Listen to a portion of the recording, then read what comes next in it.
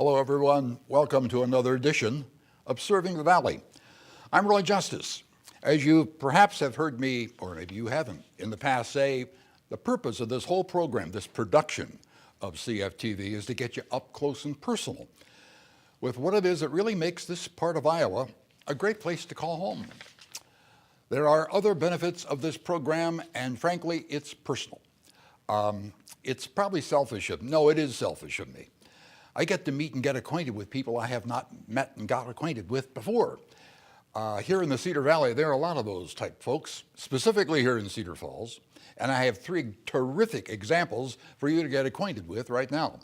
Let's start with Donna Jordan, who's president of the Friends of the Cedar Falls Public Library. It's Donna on the left. Erin Gitchell-Thompson is the technology librarian. Erin and I haven't gotten very well acquainted, but every time I sit down at my computer, I feel like I should be calling Erin.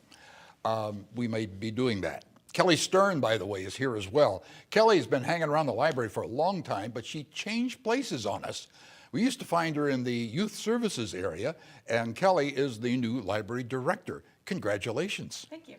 Golly, day, that's quite a nice deal. Yes. Kelly, frankly, we produced this program for several reasons, as I said, selfishly, just to get acquainted with what's going on in the Cedar Valley. You are fresh in your directorship as we are producing this program. You're certainly not new to the library, as I hinted. Youth services was an area you spent a considerable amount of time. A different space that you occupy, but the mission remains the same. That's true. So let's talk about that mission first. Okay. The library is a place where people can gather and explore and find what they're passionate about, pursue their education, their self-education pursuits, and we also provide recreational opportunities as well. It's a place to gather, connect, and explore. Excellent. Very well put, as a matter of fact. Erin, I want to get right to you because you and I need to get acquainted. I don't understand most of what's going on in technology today, and I'm sure you do. And keeping up with it is some of the problems that you help solve. One thing I look back on, and I first wrote it down in my notes 25 or 30 years ago, and then my wife corrected me. She said, it's 50 years ago. What's 50 years ago? Technology with, it used to be the mimeograph machine. Jam, whatever that was. Or the typewriter's keys got stuck. What's a typewriter? My grandkids would ask me. Keeping up with it is an everyday situation. It is. I don't think it will ever get any easier. It'll probably get harder because gee, thanks. It's getting faster at this point in time. So good luck. Gee, thanks.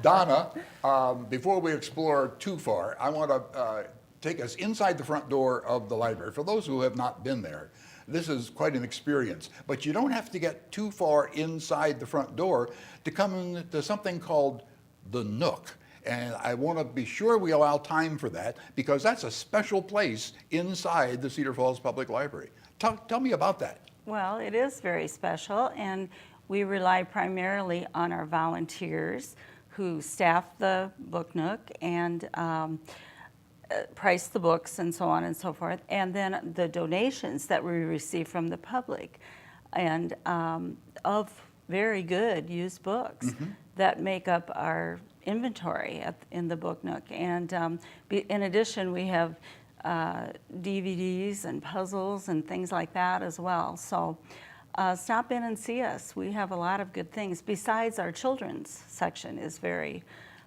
fluid as well, and we have a lot of books for children there as well. I have made some bargain purchases in the Nook. Right. What yes. happens to the funds that I give to the library in that regard? Well, they go into our Friends Fund, which eventually funnel them back into the programs of the library as the Friends does support the programs. And that's primarily what our donations are used for. Okay, And we're going to get to the hours of the Nook and the hours of the library and all those kind of things. Unfortunately, sometimes we kind of rush that toward the end of the program. We're going to try to avoid that and allow plenty of time for people who are not acquainted with the Cedar Falls Public Library to get acquainted that way. Kelly, so far we have talked about a couple of items within the library, but it's way beyond just books anymore. The library is a melting pot of all kinds of activity, and you got a busy place you're running down there. We do. Give me some examples. Okay. So public libraries these days, as you said, are not just about books, although we do still have books in many formats, not just paper books anymore. But we also have downloadable books that you can access through the internet. You don't even have to leave your living room to access the library. We also have music that you can download and keep. It doesn't expire. We have a library of things that you can check out, items from, musical instruments, technology items, gardening tools, a canning kit. There are a number of things in the library of things. So libraries become sort of the circulating collection that the community wants. We solicited input from the community about what kinds of things they would like to check out from the library. And then we have a committee, a non-traditional collections committee, who came up with the initial list of the things that should be included in the library of things. So we want to be responsive to the community. We want to provide the collections that are meaningful and useful to them. But we also want to be, we also want to try to anticipate what the community might want next. Okay. As we are producing this program, they're at least thinking about, if not already digging in the garden. They are outside when they can get outside. And there's something you mentioned, the gardening idea, and then there's something called the seed library. Yes. That needs a little more explanation. Okay. So the Seed Library was started by one of our staff members who works in the circulation department, Dan Meyer. And it is a collection of seeds. So people can come and take seeds from the Seed Library, and then after their harvest, they can contribute seeds to the Seed Library as well. And Dan has arranged for a variety of gardening programs this spring. In fact, he has the last one coming up pretty soon. There's a seedling swap, but there's a whole range of gardening classes that we offer in conjunction with the Seed Library. So I would suppose an update on whatever that is and the dates to come and so Yes. forth are available On the online. website. Yes. You are online in many regards, are you not? We are. Okay, so that's hours and activity and the children's activity and what's going on besides just books. That's right. Yes, we do provide programming as well. All of the programs that we provide at the library are free. And again, we try to respond to what the community wants and to anticipate what they might want. For children, that includes things that nurture their literacy development, but also that are entertaining as well. So we're very well known for our story times and our summer library program and so forth. Those are the really big ones for children. Okay. I want to get back to technology again. The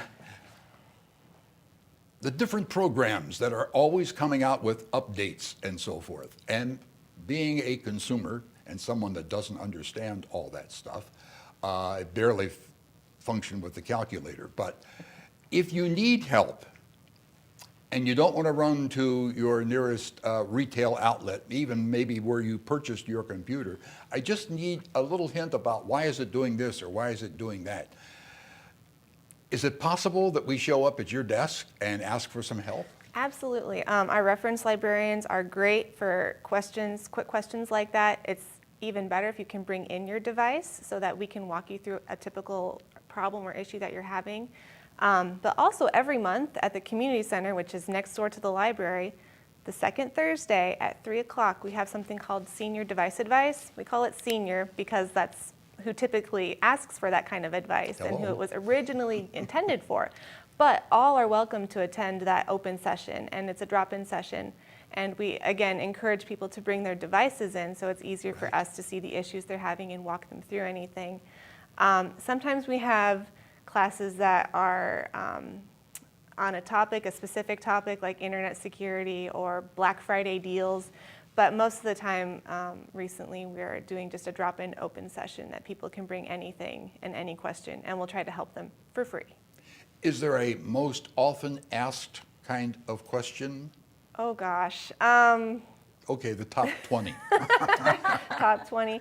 Yeah, usually most people just have questions about texting or an app on their phone, or how do I send an email? And it's something that is easier for me to do. I do it every day, but phones and technology can be really intimidating. And I always stress that I'm learning too. Whenever people bring in something and I don't know what I'm doing, I Google it, and I do that in front of them so that they can see I don't know everything.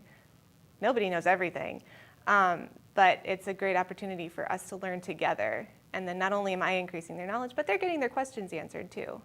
Okay, and then on the other hand, if for some reason or other your computer isn't functioning correctly and you need the use of a computer, there probably are public use computers available at the Cedar Falls Public Library. Yes, we have several public access computers that people can sign in with their library card number, or if they don't have a library card with us, they can get a guest pass, and they can print upstairs at our in our reference area as well. And again, they can get that assistance they need if they're in the building. We also have free public Wi-Fi, so they can bring in their own Sure. devices Okay. and get connected that way. Excellent. Okay, I'm going to stay on technology just a minute because the thought crossed my mind when we used to only read from books. There's a lot of reading from something other than books. Oh, yes, yes. And you can assist with that as well. Yes, e-readers, tablets, multifunction devices, people can bring anything like that in as well. We answer questions about Libby and Overdrive, which are the apps that we use to Yes. get the downloaded books. We answer those questions daily and get people hooked up with that. And we're always happy to do that because people like it and they like having those options, especially when they're traveling. It's a lot easier to take a Kindle with 10 library books on it than 10 library books Yes. in paperback format. From Florida, thanks to Yes. Overdrive and the Cedar Falls Public Library, I've read many books Yeah. while wintering down there. We have an organization called The Friends. We introduced you as we came on the air. How do you become a friend of the Cedar Falls Public Library? Well, we have a membership brochure, and She thought I'd we- never bring it up.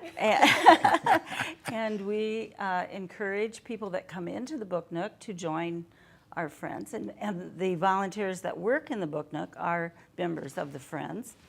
And we are not limited by any restrictions, right? We want everyone to join the Friends because it is such a worthwhile organization, promotes the activities of the library. And that list right there is some activities that Friends could very Right. well get And- involved in. Yes, and we do not have a minimum amount or a maximum amount. We're happy for any donations. So that's how you become a member. It's very simple. You just need to fill out a brochure. We have just barely scratched the surface on the information that Roy needs to know to function in the Cedar Falls Public Library. Stick around, we have more to come.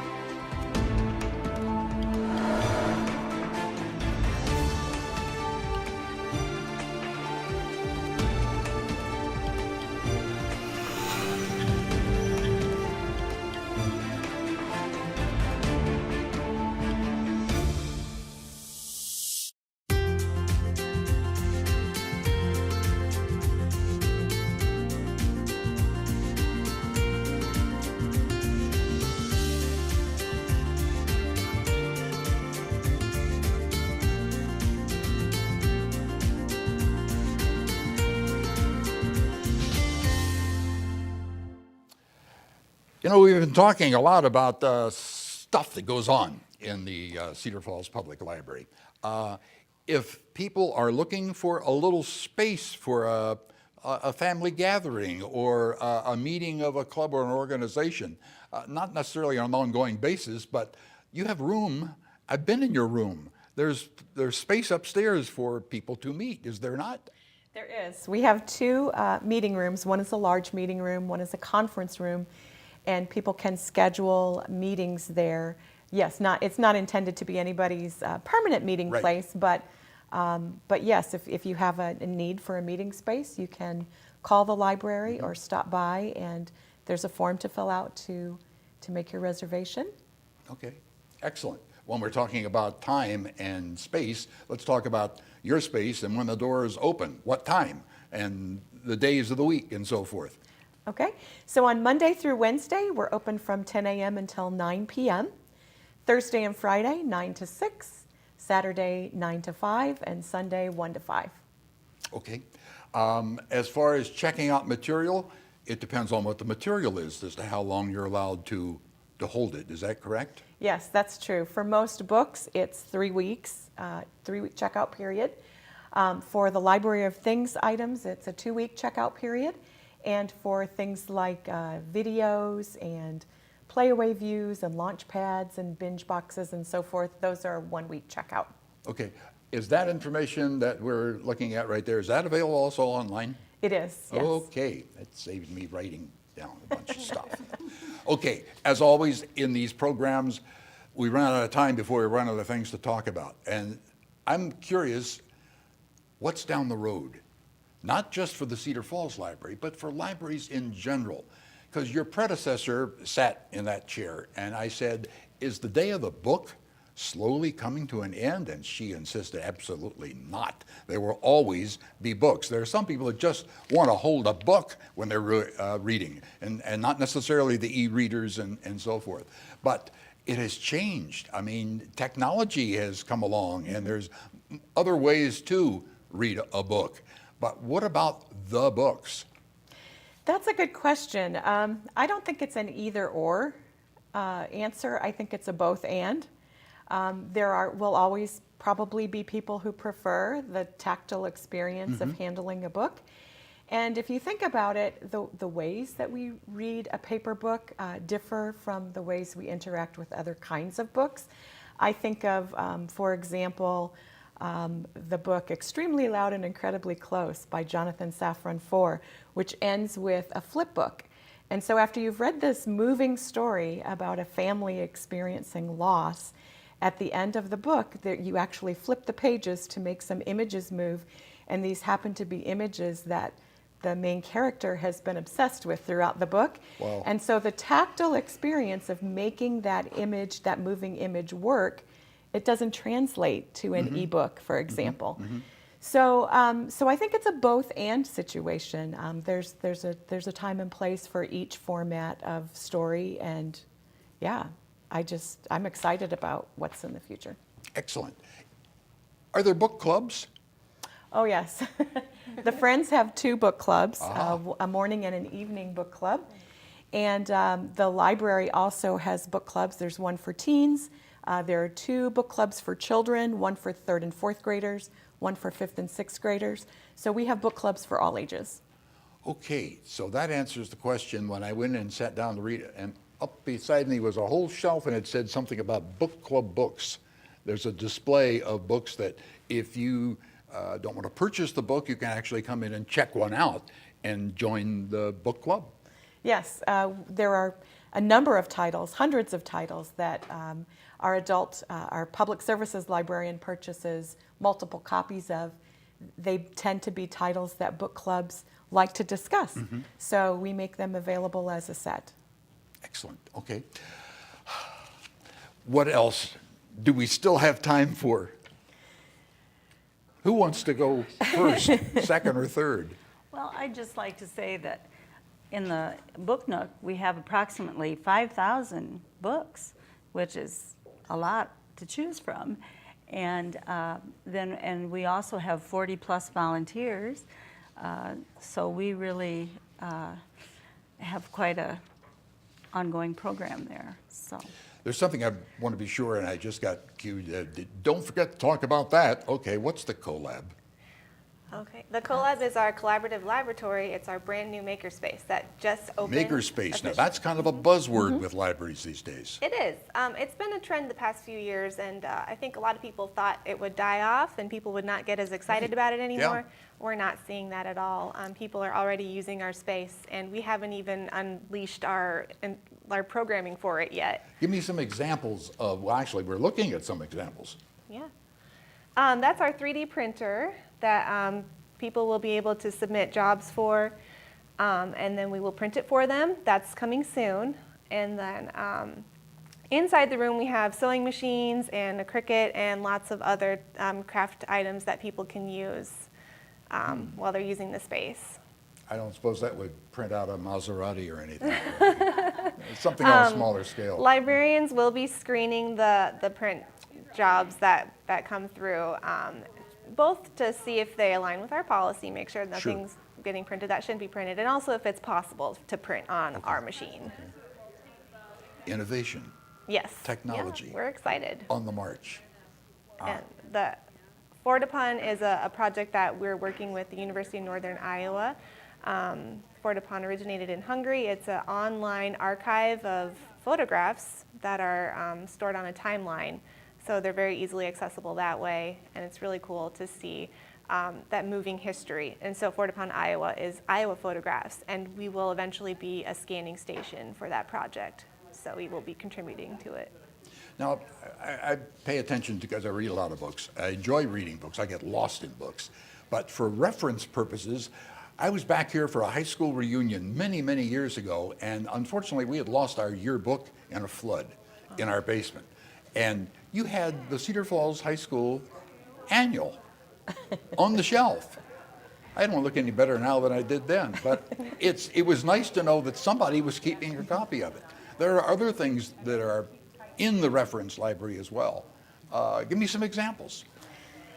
You mentioned the history of Cedar Falls. Yes, yeah. we do have an Iowa history collection that is near the reference desk that has some of those older books that will never be weeded because they share something unique that may not be available online at this point. I don't know. What do you want to add? Yeah, we have the yearbooks, and people come in and use those all the time. They come in and just take a picture of the entire page Sure, so they right, can get their yes. entire class at once. Been there, done that. And we have newspaper archives as well in-house, and several items that are unique. And we have things that aren't on the floor. We have a storage area as well for things that can't be out in the sunlight. So there's a lot that we have that isn't out that people can see necessarily. So. Are we ever at a point where, okay, that's it, we're done with the library and now let's move along to the next project? Not with technology, but the library itself. How much room do you have to spread out stuff that comes in as far as collections are concerned and so forth? Well, because some things are going digital these days, our space needs are not the same. Okay. We're using less space for collections and more space for programs. So because a lot of reference material, for example, has gone online, it's available through databases and whatnot, we were able to make space for the CoLab, the makerspace. Right. So the ways that libraries are being used it's changing a little bit.